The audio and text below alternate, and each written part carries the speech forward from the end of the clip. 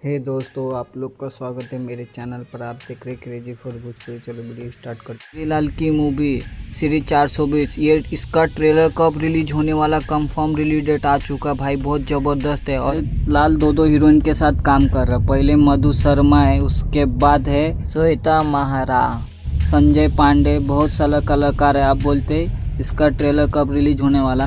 बढ़ने से पहले ऐसे ही अपडेट पाने के लिए मेरे चैनल को सब्सक्राइब करके रखो। भोजपुरी का हर खबर सबसे पहले मेरे चैनल पर था।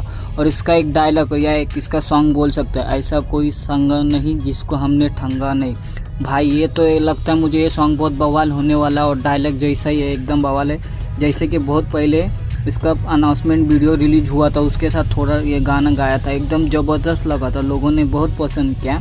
आप बोलते इसका ट्रेलर कब आ रहा है। इसका ट्रेलर 3 अगस्त को मतलब कल 6:30 बजे SRK म्यूजिक यूट्यूब चैनल पर रिलीज हो रही है। वीडियो अच्छी लगी तो लाइक करें, शेयर करें, सब्सक्राइब करें। मिलते हैं नए वीडियो में, धन्यवाद। और कमेंट करके बोलिएगा इसका ट्रेलर आप लोग को कैसा लगा। मिलता हूँ नए वीडियो में, धन्यवाद।